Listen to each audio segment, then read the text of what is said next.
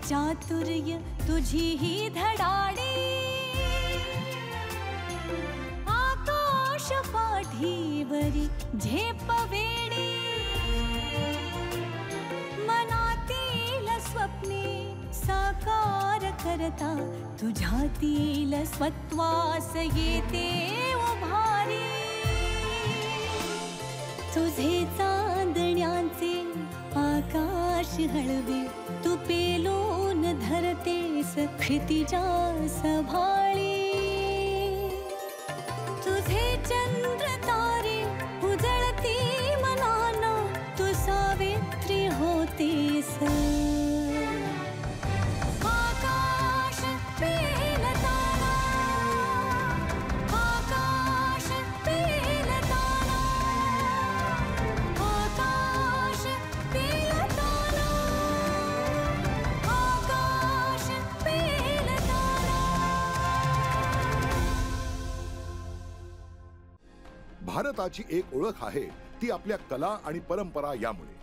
याच भारतीय कला आणि परंपरेचं जागतिक स्तरावर संवर्धन करणं आणि आधुनिक फॅशन सोबत आपला भारतीय सांस्कृतिक वारसा टिकवणं हेच जिचं ध्येय आहे, अशी सुप्रिया रविराज पोवार, पर्यावरण विज्ञान शाखेची विद्यार्थिनी, छबी ट्रेडिशन्सच्या संस्थापक व संचालिका आणि शुद्ध चांदीच्या दागिन्यांच्या साहुरी या ब्रँडच्या निर्मात्या. कोल्हापूरला असलेला हा व्यवसाय सुप्रियानं सोशल मीडियाच्या माध्यमातून देशभरात पसरवला. छबीच्या माध्यमातून तब्बल 40 विणकरांना रोजगार देणं आणि पर्यावरणाशी मैत्री जपत आपला व्यवसाय पुढे नेणं हे सूत्र मनाशी बांधलेली उद्योजिका म्हणून आपलं वेगळं स्थान निर्माण करणारी, तसंच साहुरीच्या माध्यमातून दागिन्यांची वेगवेगळी डिझाईन्स लोकांसमोर आणणारी एक अनोखी कलाकार सुप्रिया. पती रविराज यांचं मोलाचं पाठबळ असणारी, धडाडीची आणि तितकीच नम्र असणारी आजच्या नवीन युगाची उद्योजिका सुप्रिया रविराज पोवार. नमस्कार.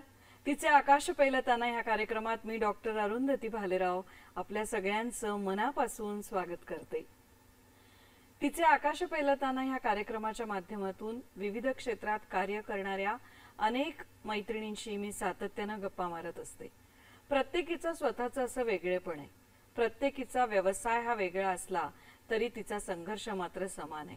पण त्या संघर्षाला न घाबरता अतिशय जिद्दीनं मात करून यशापर्यंत पोहोचवणाऱ्या आणि पोहोचणाऱ्या अनेक मैत्रिणींचा हा प्रवास म्हणजे तिचे आकाश पेलताना. आज अशीच एक मैत्रीण आपल्या स्टुडिओमध्ये खास कोल्हापूरहून आली आहे. छबी आणि छबी बाय साहुरी असा तिचा ब्रँड आहे. या 2 ब्रँडची ती संस्थापिका आहे आणि 3 वर्षात देशात आणि देशाच्या बाहेर हा ब्रँड तिनं पोहोचवलाय. तिचं नाव आहे सुप्रिया पोवार. सुप्रिया, आमच्या स्टुडिओमध्ये तुझं मनापासून स्वागत. धन्यवाद. छबी बाय साहुरी आणि छबी हे दोन्ही ब्रँड नक्की कशा पद्धतीनं ती काम करते हे आपण जाणून घेणार आहोत. चला जाणून घेऊया तिच्याकडूनच आणि मारूया तिच्याशी मनमोकळ्या गप्पा. कशी आहे सुप्रिया? खूप छान. छबी आणि साहुरी अतिशय गोड नाव आहे ती. ह्या सगळ्या ब्रँड बद्दल ऐकायला आवडेलच, पण तत्पूर्वी तुझं बालपण आणि शालेय महाविद्यालयीन जीवन कसं होतं, कुठे तू लहानाची मोठी झालीस हे अगदी थोडक्यात ऐकायला आवडेल. नक्की. तशी मी कोल्हापूरची आहे. जन्म माझा कोल्हापूर जिल्ह्यात म्हणजे इचलकरंजीमध्ये झाला, पण वयाच्या 8व्या वर्षानंतर ते आज तगायत मी कोल्हापूर म्हणूनच स्वतःला मिरवते आहे. माझं पूर्ण शिक्षण कोल्हापुरातच म्हणजे माझं BSc इन मायक्रोबायोलॉजी आणि MSc in environmental science Shivaji विद्यापीठात झालं. बरं. छबी हे नाव तुला कसं काय सुचलं ग, किंवा हा ब्रँड आपण निर्माण करावा असं का वाटलं? ऍक्च्युअल माझं स्वतःचं जर मत विचाराल या बाबतीत तर मी बिझनेस ओरिएंटेड कधीच नव्हते. म्हणजे नोकरी करण्याकडे माझा जास्त कल होता. पण माझ्या फॅमिली बॅकग्राऊंड हे टेक्सटाईल मध्ये असल्यामुळे म्हणजे माझ्या वडिलांचे पॉवर लूम्स होते आणि त्यामुळे लहानपणापासून कपडा कसा तयार होतो हे पाहण्यात आलेलं होतं. पण माझं पूर्ण MSc एन्व्हायरमेंटल सायन्स झालं, त्यानंतर 7 वर्ष मी पर्यावरण क्षेत्रात कामही केलं. पण ड्युरिंग या सगळ्या पिरियडमध्ये मला एक गोष्ट प्रामुख्याने जाणवली की हातमाग आणि आपलं पर्यावरण याचा एकमेकांशी प्रचंड गहिरा संबंध आहे. आणि माझे हस्बंड सुद्धा याच क्षेत्रात म्हणजे पर्यावरण क्षेत्रात आम्ही दोघेही काम करत होतो.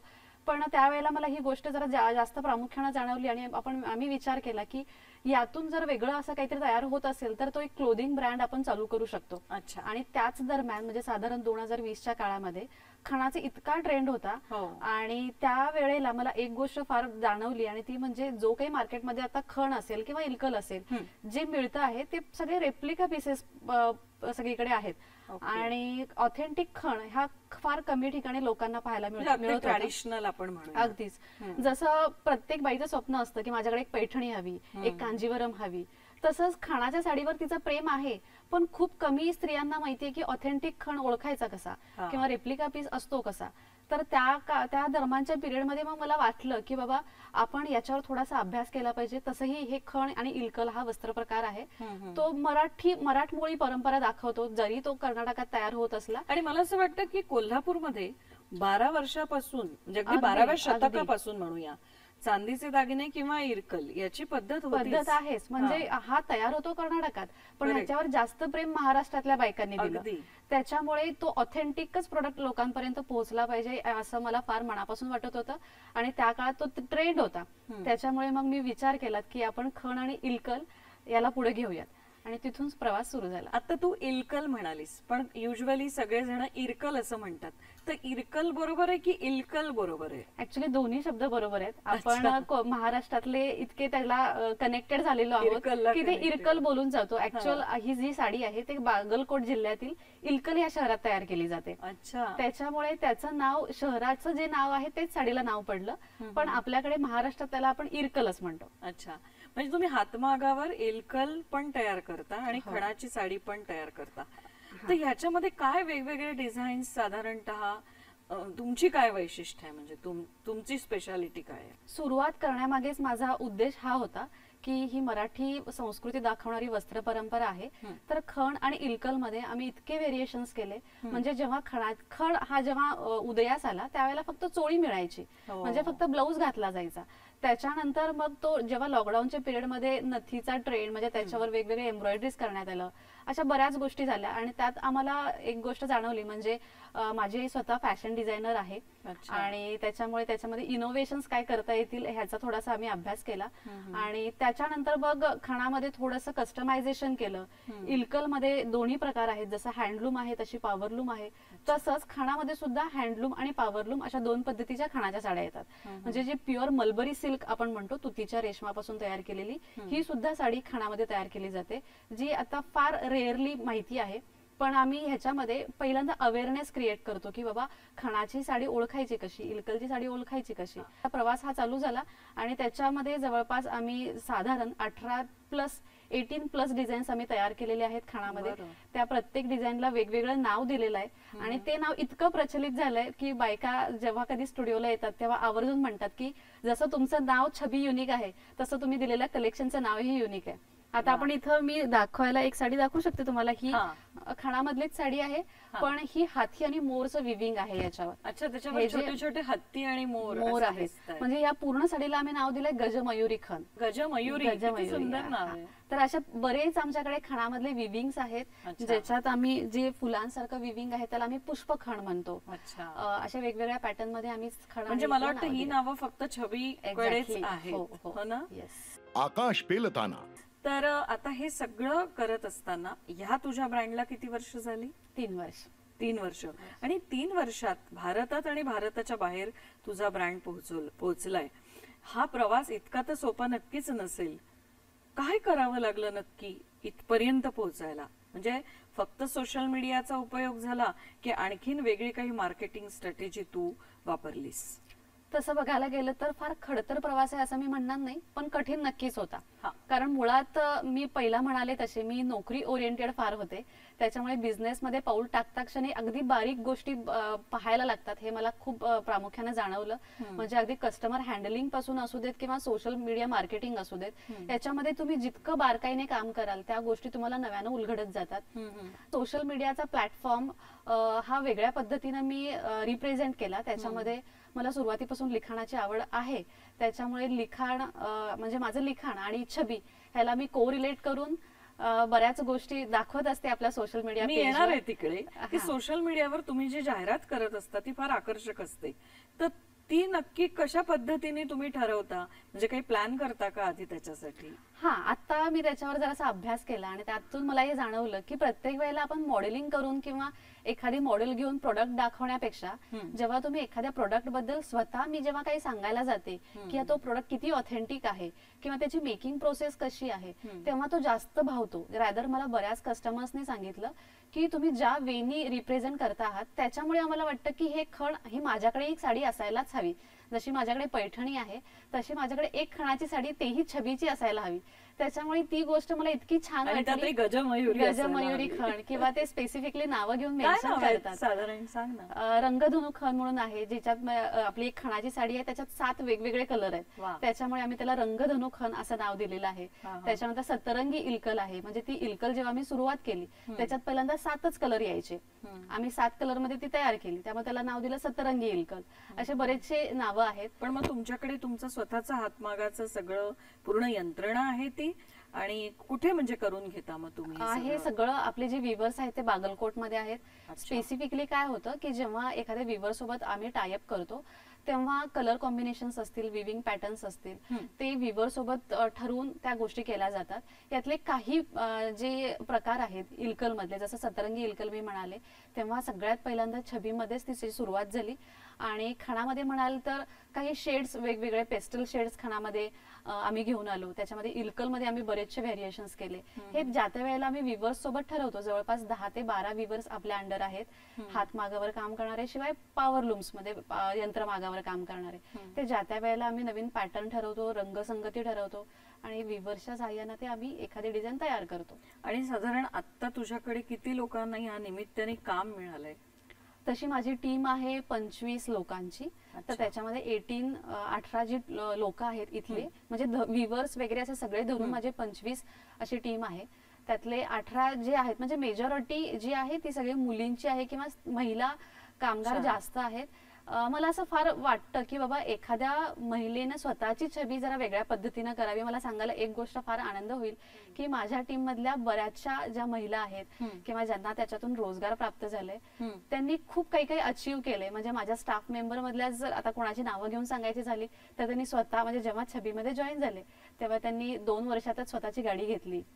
आणि बऱ्याच जणांनी आपल्या मुलाच्या शिक्षणाचा खर्च तिने स्वतः उचलला. म्हणजे मला एक गोष्ट इथे सांगायला, नमूद करायला आवडेल की मी ठरवतानाच अशा गोष्टी ठरवलेल्या होत्या की वुमन एम्पॉवरमेंटला मदत. एक्झॅक्टली. आणि जिला ह्याच्यामध्ये फॅशन इंडस्ट्रीमध्ये खूप आवड आहे, जरी सवड नसेल मिळत तर ते मी काढून देते, पण तुमच्यात आवड आहे ना, मग तुम्ही छबी जॉईन करा. तर अशा मला असं वाटतं तुझा आणि तुझ्या स्टाफचा प्रवास समांतर एक्झॅक्टली सुरू आहे. कारण तुझंही 1.5 वर्षात इतका ब्रँड अगदी भारताच्या बाहेर पोहोचला आणि तुझे जे स्वप्न होते ते तू पूर्ण करतेस. त्याचबरोबर वुमन एम्पॉवरमेंटच्या माध्यमातून या महिलांना रोजगार मिळतोच आहे, पण त्यांचे स्वप्नही पूर्ण व्हायला तू मदत करतेस. हे छबी हे नाव कसं सुचलं ग? हा प्रश्न बऱ्याच जणांना पडतो ऍक्च्युली. आणि मुळात म्हणजे माझं मराठीवर जास्त प्रेम आहे. म्हणजे मी मराठी शाळेत शिकले. शाळेत असल्यापासून मराठी म्हणजे वक्तृत्व स्पर्धेत, निबंध स्पर्धेत फार हिरिरीनं भाग घेतला. त्याच्यामुळे जेव्हा मी या बिझनेसमध्ये पाऊल ठेवलं तेव्हा मला असं वाटलं की बाबा एक मराठी उद्योजिका म्हणून जेव्हा स्वतःला रिप्रेझेंट करते आहे तर आपला ब्रँड हा टिपिकली मराठीच असला पाहिजे. त्यासाठी मी खूप मराठी लावण्या ऐकल्या, ज्याच्यातून मला मराठी नाव असं एखादं सुचेल. आणि खूप लावण्या ऐकल्यानंतर मला हे छबीदार छबी हे जे गाणं आहे छबीदार छबी ते एकदम डोक्यात बसलं आणि ते रिलेट करता आलं की छबी म्हणजे प्रतिमा. मग ते साडी, एखादी स्त्री आणि प्रतिमा ह्याला ते रिलेट झालं छानपैकी. आणि त्यात सुरुवात माझी खणातून झाली होती, त्याच्यामुळे त्याची टॅगलाईन मी तशीच केली, छबी सौंदर्याची खण. वा, सुंदर. आता छबी बरोबरच साहुरी, साहुरी हे नाव का ठेवावं असं वाटलं, आणि साहुरीचा अर्थ त्या दागिन्यांबरोबर तू कसा जोडलास? बऱ्याचदा काय झालं, म्हणजे आता 1.5 वर्ष झालं आपला साहुरीबाई छबी हा ब्रँड लॉन्च झालेला आहे. पण साडी खरेदी केल्यानंतर परत येणाऱ्या कस्टमरचा आमचा दुसरा प्रश्न असायचा की आता साडी झाली, आम्हाला ह्याच्यावर दागिना काय घेऊ. मग आम्हाला बरेचसे पत्ते द्यावे लागायचे. ऑक्सिडाइज ज्वेलरी अजूनही ट्रेंडिंग मध्ये आहे खण आणि इलकल साडीवर. तर मग मी विचार केला की का नाही, तसंही चांदी ही आपल्या कोल्हापुरातून सगळीकडे जाते आणि त्याला पोषक वातावरण हे आपल्या कोल्हापुरात असल्यामुळे खूप वेगळ्या युनिक पॅटर्न्सची चांदीचे दागिने आपल्याला पाहायला मिळतात. म्हणून मग मी विचार केला की त्यात साडीसोबत दागिनाही हवा, म्हणून मग साहुरीबाई छबी हा सिल्वर ज्वेलरीचा ब्रँड सुरुवात केली. साहुरी हे नाव ठेवण्याचं कारण हे तसंच होतं, की साहुरी म्हणजे सकारात्मकता, जसं तुम्ही मला मगाशी आम्हाला सांगितलं, आणि सूर्योदयाची वेळ, आणि त्यातही मराठी नाव जरा रिलेट झालं, साहुरी बाय छबी, अशा दोन्ही गोष्टी साध्य झाल्या, त्यामुळे दोन्ही पॅरलली चालू आहेत. पण आता चांदी म्हटलं की आजही चांदी खूप महाग आहे, श्रीमंतीचं ते लक्षण आहे. सर्वसामान्य ग्राहकांना प्रत्येकाला चांदीचे दागिने घेणं परवडणं शक्य नसतं. अशा वेळेला तुमच्या दागिन्यांची काही रेंज आहे का मग, की जी अगदी सामान्यापासून श्रीमंतापर्यंत सगळ्यांना वेगवेगळ्या स्तरावर दागिने अगदी घेता अगदी येतील? असं नाहीये. म्हणजे एक गोष्ट बरोबर आहे की चांदीचा भाव आता वाढलेला आहे, हो. पण त्याच्यामध्ये सुद्धा इतके नवीन आणि इनोव्हेटिव्ह वेनी आम्ही ते डिझाईन्स केलेले आहेत, हा. ज्याच्यामध्ये तुम्हाला हार्डली 500 रुपयापासून इयरिंग्स आहेत, जे अच्छा. अगदी हलक्या वजनाचे आहेत. हा. जेव्हा तुमचं वजन चांदीचं कमी येतं, पण त्याच्यामध्ये डिझाईन्स वेगवेगळे असतील, Innovative. इनोव्हेटिव्ह काहीतरी करू, ते 500 रुपयापासून ते अगदी लाखापर्यंत तुम्ही दागिने खरेदी करू शकता. मग ते इयरिंग्स असतील, जोडव्या असतील, किंवा नोज पिन्स असेल, कारण आता नोज पिन्सचा इतका ट्रेंड आहे, अगदी खूपच. ड्रेस साड्यांवर सुद्धा मुली खूप छान फ्लॉन्ट करतात. त्याच्यामुळे अगदी 500 रुपयापासून आपल्याकडे चांदीचे दागिने आहेत. पण कुठलाही व्यवसाय करताना भांडवल हे लागतं. भांडवलाशिवाय व्यवसाय होऊ शकत नाही. तू तर दुहेरी ब्रँड सांभाळते, म्हणजे दुहेरी कसरत करते, एकीकडे छबी आणि तिकडे साहुरी, अशा 2 ब्रँडचा व्यवसाय करताना तू भांडवल कसं उभं केलंस? ह्याच्यात भांडवल जे असतं ना, ते सगळ्यात महत्वाचं म्हणजे तुमची मानसिकता. हा. प्रत्येक बाईनं एखादं जेव्हा मोठं पाऊल उचलतो, जेव्हा तिची मानसिकता असते की बाबा मी ही गोष्ट करू शकेन, त्याच्यासोबत तिला सगळ्यात मोठं भांडवल लागतं, किंवा एक मानसिक आधार लागतो ते तिच्या घरच्यांचा. अगदी. त्याच्यामुळे ह्या 2 गोष्टी असल्या तर तुम्ही कुठलीही लढाई अगदी मोठ्या सहज जिंकू शकता. त्यामुळे ह्या 2 गोष्टी माझ्याकडे मिळाल्या, आणि त्याच्यामुळे मी हा प्रवास करू शकले. त्याच्यातली एक गोष्ट म्हणजे माझ्या सासूबाई, ज्या आता आपल्या इथे हयात नाहीयेत, 1 वर्ष झालं त्यांना जाऊन, त्यांचा सपोर्ट मला इतका होता. रादर मी जेव्हा लग्न करून पवारांच्या घरात आले, हार्डली लग्नाला 8 दिवस झाले असतील, त्यांनी मला लगेच सांगितलं की तुझा जो काही तू जे काही करणार आहेस ते तू ठरव, पण तू लगेच थांबू नकोस. म्हणजे कसं होतं, एकदा एखादी मुलगी लग्न करून सासरी गेली की तिला पै पाहुणे बघायचे असतात, सगळ्या गोष्टी असतात, पण माझ्या सासूने मला सांगितलं की तू आधी तुझं करिअर बघ. किती छान. त्याच्यामुळे ह्या गोष्टीमुळे मला इतकं छान वाटलं की मला असं वाटलंच नाही मी सासरी आली. त्याच्यामुळे मला इतकं छान वाटलं ना की ज्या गोष्टी मला आधी करता नाही आल्या, मी लग्नानंतर त्या केल्या. म्हणजे मला नोकरी करायची होती, त्यांनी मला सांगितलं तू कुठेही कर, कोल्हापुरात कर किंवा कुठेही जगात कर. मी त्यानंतर साधारण मला वाटते लग्न झाल्यानंतर हार्डली 15 दिवसात मी पुण्याला जॉब केला. म्हणजे ते पुण्याला शिफ्ट झाले. माझा नवरा आणि माझे सासूबाई कोल्हापुरात आणि मी होते पुण्यात. आणि ते तसं मी 1.5 वर्ष जॉब केला, आणि त्याच्यानंतर मला कळायला लागले की बाबा ह्या गोष्टी आपल्याच्याने काही होणार नाहीयेत. मी परत कोल्हापुरात आले. तिथून पुढे आमच्या स्वतःच्या फर्म मध्ये आम्ही काम केलं, आणि ते करत असताना छबी नावाचं हे जे काही पर्व चालू झालं. पण ह्या पर्वात सुद्धा भांडवल ही जी गोष्ट आहे, तेव्हा माझ्या सासूबाईंनीच मला फक्त 25,000 रुपये दिले होते. जेव्हा मी हा निर्णय घेतला, त्या 25,000तून माझी जी काही सुरुवात झाली ती आता लाखोंमध्ये आहे. आणि ते 25,000 रुपये मला इतके मोलाचे आहेत की त्यांनी मला, म्हणजे असं विचार नव्हता माझ्या डोक्यात की कशा पद्धतीने भांडवल उभं करावं, पण त्यांनी जो काही मानसिक सपोर्ट दिला मला त्या काळामध्ये, ते माझं सगळ्यात मोठं भांडवल आहे असं मला आजही वाटते. 25,000 त्यांनी दिले आणि आता त्याच्यावर कितीतरी शून्य लागले असतील, पण तरी सुद्धा अनेक चढ उतार आले असतील, कारण कुठलीच गोष्ट ही सरळ नसते. एखादा असा कठीण प्रसंग तुला आठवतोय का, की ज्याच्या वेळेला तुला असं वाटलं नको बाबा आता हा व्यवसाय मी थांबून गेलेलं बरं, किंवा मी जे काही आधी करणार होते करिअर त्याच्यातच मी करिअर करावं? तसे प्रसंग बरेच येतात. म्हणजे जेव्हा एखादी स्त्री म्हणजे गृहिणी म्हणून जेव्हा नव्या क्षेत्रात उतरते आणि त्याच्यातून जर अपडाऊन्स येत असतील तर ती फार डिस्ट्रॅक्ट होते. मीही ती डिस्ट्रॅक्ट झाली. पण त्या काळात माझ्या सोबत, मी जशी मगाशी म्हणाले, माझे हस्बंड आणि माझ्या सासूबाईंनी मला साथ दिली. तर एक गोष्ट मला सांगायला आवडेल, एकच किस्सा सांगते, असे बरेच आहेत. तर या साधारण 1 वर्षाच्या मागे अशी वेळ आली होती आमच्यावर, मेडिकल इमर्जन्सी आली होती सासूबाईंवर. म्हणजे अचानकच त्यांना कॅन्सर डिटेक्ट झाला होता, आणि म्हणजे आमचा जो काही आधार नावाची जी गोष्ट होती ती हल्ली घरातली. त्याच्यामुळे दोघांपैकी एक जण आम्हाला त्यांच्यासोबत राहणं गरजेचंच होतं. अशा वेळेला माझ्या नवऱ्यांनी घरात राहणं पसंत केलं, आणि त्यांनी मला सांगितलं की तुझी छबी आता या लेवलला आली आहे, तू घरात थांबून उपयोग नाहीये, त्यामुळे तू तुझं काम चालू कर. आणि त्या काळात मग मी जसं मला शक्य होतं त्या पद्धतीनं मी छबी वाढवत गेले. आणि त्यानंतर इतके क्रुशियल कंडिशन आली आमचं, कारण कंटिन्यू मेडिकल सारख्या फेऱ्या चालू होते. ते काय करतात? त्यांच्या एन्व्हायरमेंटल सेक्टर मध्ये एन्व्हायरमेंटल कन्सल्टन्सी आहे. आकाश पेलताना. आपण बघतो सुप्रिया की खूप स्पर्धा आहे, सतत नवीन नवीन काही काही मार्केटमध्ये येत आहे. पूर्वीच्या काळी उद्योजिका कमी होत्या, आता उद्योग व्यवसायात महिला खूप प्रमाणात पुढे येत आहेत. म्हणजे सातत्याने ही एक प्रकारची सर्कस तर आहेच, पण स्पर्धा पण आहे. ह्या स्पर्धेत टिकून राहण्यासाठी तू काय करतेस? तशी प्रत्येक स्पर्धा ही अवघड असतेच, पण या स्पर्धेत टिकण्यासाठी सगळ्यात महत्वाचा भाग मला हा वाटतो की तुम्हाला स्वतःला शिस्त लावली पाहिजे. जर त्या अनुषंगानं तुम्ही एखादी गोष्ट करायला लागलात ना, तुम्हाला प्रत्येक संघर्ष हा एकदम जवळचा वाटू लागेल. त्याच्यामुळे स्वतःला लावलेली शिस्त हा तुमचा व्यवसाय असू देत किंवा तुमची नोकरी असू देत, याला फार रिलेट करणार आहे. म्हणजे आपण असं म्हणून चालूयात की मी माझा एक बिझनेस करते तर माझा स्टाफ सगळं बघेल, नाही. तुमचा स्टाफ जेवढा काम करतो त्याच्यापेक्षा 2% जास्त तुम्हाला ऍज अ बॉस किंवा ऍज अ एंटरप्रेन्योर म्हणून तुम्हाला तिथं काम करणं गरजेचं म्हणजे आहे. असं नाहीये की ती साडी विकली आणि पैसे मी ड्रॉवर मध्ये टाकले, नाही. एक्झॅक्टली. प्रत्येक गोष्टीकडे, प्रत्येक फॅक्टरकडे अगदी बारीक लक्ष जातीने द्यायला पाहिजे. बरोबर. तरच मला वाटतं तुम्ही टिकून राहू राहू शकता. शकता. आणि आणखीन एक आव्हान आताच्या काळाचं हे आहे, फॅशन सुद्धा नव्यानं पुनरुज्जीवित सतत होत असते. बरोबर. त्यावेळेला वेगळं वेगळं फॅशन तयार करण्यासाठी तू काय करतेस? याच्यामध्ये ना, जेव्हा एक गोष्ट मला कळाली की जेव्हा फॅशनचा ट्रेंड हा कधी असा नसतो, तो कधी झपादिशी खाली येईल सांगता येत नाही. त्याच्यामुळे तुम्हाला मार्केटमध्ये कशा पद्धतीनं कुठल्या गोष्टीला जास्त पसंती मिळते हे फार बारकाईनं बघावं लागतं. त्यामुळे आम्ही खण आणि इल्कमध्ये इतकं ट्विस्ट करून घेत असतो की खण हा सुरुवातीला पहिल्यांदा असं म्हटलं जायचं की फक्त बायकांनीच, म्हणजे साधारण 50 नंतर बायकांनाच तो चांगला वाटतो, पण तसं नाहीये. आता बघायला गेलं तर आमच्याकडे जो कस्टमरचा फ्लो आहे तो अगदी नवजात बालकापासून ते ज्येष्ठ महिलांपर्यंत खूप आवडीने घेतात, कारण आम्ही त्याच्यामध्ये तितके इनोव्हेशन्स केलेले आहेत. आता आम्ही नुकतीच एक लॉन्च केलेली परंपरा साडी जी आहे, जी सुरुवातीला पाटली पल्लू आपल्याकडे साडीचा प्रकार होता, तर त्याच्यामध्ये हाफ ऑफ द पोर्शन आम्ही खण ठेवला आणि half of the portion Ilkal ठेवला.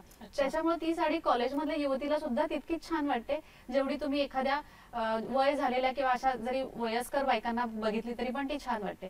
त्याच्यामुळे खण आणि इल्कल मध्ये आम्ही इतके इनोव्हेशन्स आतापर्यंत केलेले आहेत, ड्रेसेस मध्ये असतील, साड्यांमध्ये असतील किंवा कस्टमायझेशन झाल्यानंतर जे काही फॅब्रिक राहिलं असेल त्याच्यामध्ये खणाचे पर्सेस असतील, पोटलीज असतील, अशा बऱ्याच छोट्या मोठ्या वस्तू आम्ही त्यातून तयार करतो आणि खणाला नवं जीवन देण्याचा प्रयत्न नेहमी करत असतो. खरं म्हणजे हल्ली खणाचे चष्म्यांचे घर असतात, चष्म्यांचं घर, चष्मा ठेवायचं कव्हर ज्याला म्हणू, किंवा खण्यांची पाकिट असतात, मग ते लेडीज मध्ये असू दे किंवा जेंट्स मध्ये असू दे, फाईल्स असतात. असं खूप इनोव्हेटिव्ह वेगवेगळ्या गोष्टी मला वाटतं तुम्ही सुद्धा करत असाल. आणि एक काळ असा होता की खण म्हणजे स्क्वेअर आणि ते फक्त 40च्या पुढच्या बाईनेच नेसायचं, अशी एक पद्धत होती. पण आता हल्ली तरुण मुली सुद्धा अतिशय आवडीने मला वाटतं खण वापरतात. अगदी बरोबर आहे. सगळा हा प्रवास तुझा खूप विलक्षण आहे आणि असं म्हणतात की प्रयत्न वाळूचे कण रगडिता तेलही गळे. त्यामुळे तू ते प्रयत्न करते आणि करून तुझ्या ब्रँडला भारताच्या बाहेर पार अटकेपार तुझे झेंडे तू आता लावलेले आहेस, हे खरोखर खूप आनंदाचं आहे. तुझा हा सगळा प्रवास अधिक वेगानं पुढे जाऊ दे, तुझे सगळे स्वप्न पूर्ण होऊ दे अशी प्रार्थना करते. आणि तू आज आमच्या स्टुडिओत आलीस, खास कोल्हापूरहून आलीस आणि तुझ्या अंगावरची जी साडी आहे ती सुद्धा मला वाटतं हातमागाची प्युअर हँडलूमची साडी आहे. खूप छान वाटलं तुझ्याशी बोलून. तुझे मनापासून आभार. Thank you so much. मंडळी, अगदी सुरुवात आपल्या आयुष्याची किंवा आपल्या दिवसाची सकारात्मक विचारांनी करावी, नकारात्मक गोष्टींना बाजूला ठेवावं, सगळ्यांमध्ये फक्त चांगलं शोधायचा प्रयत्न करावा, वाईट बघण्यापेक्षा चांगलं काय आहे ते पाहावं आणि दर दिवशी आयुष्यात येणाऱ्या आव्हानांना अतिशय हिमतीनं आणि आनंदानं सामोरं जावं. आयुष्य हे छोटं आहे, पुनर्जन्म आहे की नाही माहिती नाही, पण जे आयुष्य आहे ते एकदाच जगायची आपल्याला संधी मिळणार आहे. त्यामुळे ते भरभरून जगावं, जे जे आपल्याला करावंसं वाटतं ते ते करावं, मस्त राहावं, मजेत राहावं आणि आपल्या स्वप्नांच्याकडे प्रवास करताना स्वप्नांची एक डायरी मात्र जरूर मेंटेन करा. रोज लिहित चला की मला माझ्या आयुष्यात काय हवंय. वेळ आली आहे अर्थातच थांबण्याची, पण DP म्हैसकर फाउंडेशनच्या अध्यक्षा सुधाताई म्हैसकर यांचा मोलाचा कानमंत्र ऐकण्याची. मैत्रिणींनो, उद्योगामध्ये नवीन उद्योग करणाऱ्या मैत्रिणींसाठी ही आपण आकाश पेलताना ही नवीन सिरियल सह्याद्री वाहिनीवर सुरू केली आहे. आकाश पेलताना हे आपल्याला म्हणायला सोपं वाटलं, तरी वास्तवामध्ये खूप कठीण आहे. कारण आकाशाचा एवढा मोठा व्याप आपल्या डोक्यावर आपण पेलून धरणं हे तेवढंच कठीण आहे. पण आपला व्यवसायामध्ये डगमगून न जाता नवीन व्यवसायामध्ये सुरुवात करायला आपल्या मनामध्ये प्रचंड उत्साह असणं महत्त्वाचं आहे. त्यासाठी सगळं लागणारी तयारी ही आधी तयारी करून मगच व्यवसायाला सुरुवात करणं हे सगळ्यात महत्त्वाचं आहे. ते तुम्ही लक्षात ठेवलं की आकाश पेलून तुम्हाला आरामात घेता येईल आणि तुम्ही तुमची प्रगती पुढे नक्की चालू करू शकाल याची मला खात्री आहे. तुझे चांदण्याचे आकाश हळवे तू पेलून धरतेस क्षितिजा सभाळी